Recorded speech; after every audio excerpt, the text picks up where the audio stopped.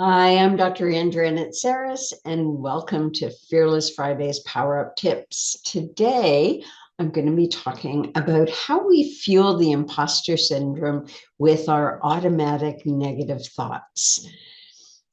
Self-talk refers to that inner dialogue or self-criticism that we engage in on a regular basis.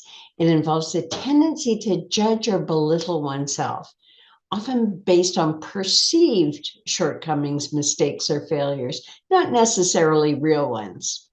When negative self-talk becomes habitual, it can lead to a wide range of psychological problems, including anxiety, depression, and low self-esteem. That's just to name a few. And it doesn't even get into the issues that arise when we are constantly anxious and we allow our low self-esteem to stop us from pursuing our goals and ambitions. One of the most common consequences of negative self-talk is actually the imposter syndrome, which is fueled by it. When individuals engage in this, they are often telling themselves they're not good enough, smart enough, or talented enough to achieve their goals. And so they don't even bother trying. They stay there in their comfort zone, not moving, not doing anything different, talking themselves out of their dreams and their visions for their desired future state.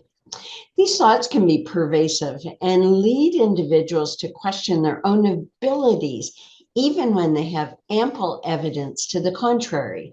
And one of the hallmarks of this negative self-talk is the fact that we believe these lies that we tell ourselves. And so a person can receive positive feedback, but they won't believe it. We're believing instead those lies that we're telling ourselves about what we feel about ourselves. And of course, feelings aren't facts, but when we're caught in this imposter syndrome loop, we'll believe anything that we tell ourselves, causing us a great deal of distress.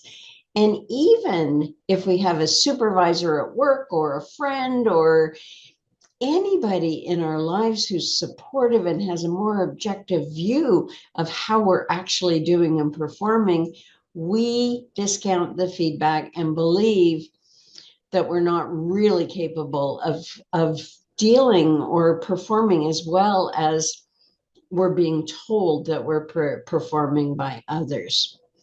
So what does it do? What are the results of negative self-talk? This strengthens neural pathways and loops in the brain, and it feeds into the imposter syndrome, really cementing this cycle of automatic thoughts of self-doubt and negative thinking. And the more you engage in it, the more you reinforce the neural pathways in the brain. The other thing that we do with negative self-talk is we really distort reality, and that difference between our inner subjective experience and what is objectively how we're objectively performing. And this can cause us to downplay accomplishments and focus on weaknesses instead. And ultimately, it leads to a self-fulfilling prophecy. Just as really affirming how well we can do something and how we're learning and growing and developing can be supportive of us, negative self-talk sets us up for failure. And because we really believe that we're incapable of success. And so what happens? Well, our unconscious jumps in and helps us out to create this vision of what we have, this vision of ourselves as not being good enough, being perhaps failing at something that we're just trying out for the first time. And of course, it stops us from all of those opportunities that we may have taken advantage of if it weren't for this automatic negative self-talk. So this is a pervasive issue for many individuals and really reinforces being stuck in the imposter syndrome. The most powerful tool for combating negative self-talk is our proprietary Be Powerful Mindset Reset practice, very much like the match game, but with a twist. Because you have a negative mindset pattern when it comes to thinking about yourself, you need to practice resetting your mindset from negative, disempowering to powerful. Because the brain abhors a vacuum, what happens is if we say to ourselves, oh, I got to stop thinking that, and there I go again thinking it, and what's wrong with me? Why can't I stop thinking? I told myself I wasn't going to think that. And then we end up just thinking it again. It's like that, don't think about an elephant right now, and all you want to think about is the elephant.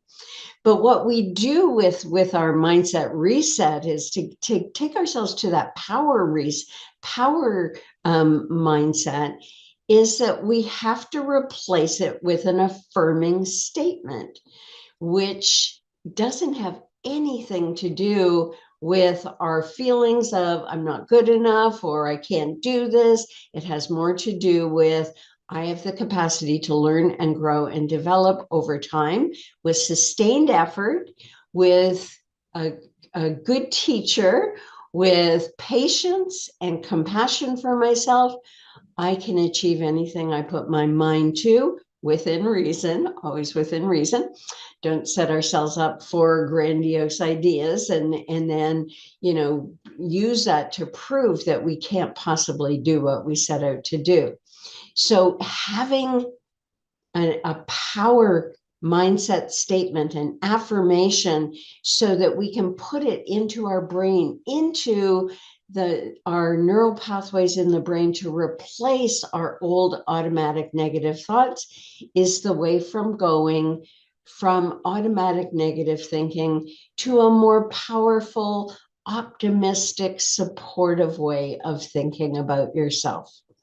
So if you want more information about how we can help you break free of the limitations of the imposter syndrome, negative feedback, perfectionism, self-doubt, and self-devaluation, to name a few of the things that feed the imposter syndrome, contact us.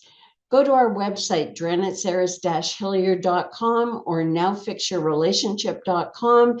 Check out our free videos and information on our YouTube channel as well. But if you're looking for coaching or help to break free, give us a call. That's all for today's episode of Fearless Friday. Hope you have enjoyed the session and look forward to talking to you next time. I'm Dr. Ann Dranitsaris, here talking to you about how to go from imposter to powerful. Bye for now.